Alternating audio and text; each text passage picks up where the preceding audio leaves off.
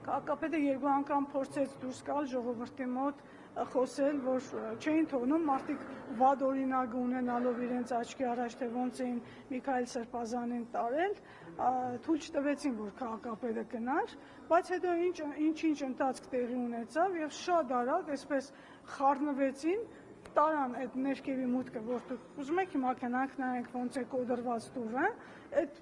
ոտքով դուռը կոդրում էին եւ այդտեղից փախցրեցին, կոպիտ ասած, տարան քաղաքապետին, ուղղակի գողացան քաղաքապետին, ընդրված քաղաքապետին, ընդդիմադիր քաղաքապետին, որը հանդգնել է ընդրվել ոչ պետ պատվերով, այլ ժողովրդի կամքով, բոլոր օրինական մեթոդներով եւ ունի իր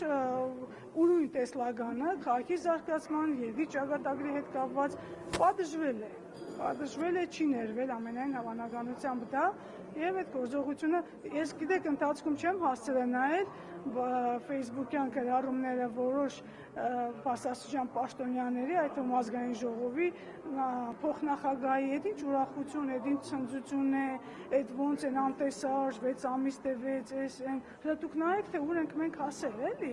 ասենք քաղաքը բնականon զարգանում է, գործ է արվում, դա ընդունելի չի, պայմանագիր պիտի մարդը լինի ՔՊ-ական։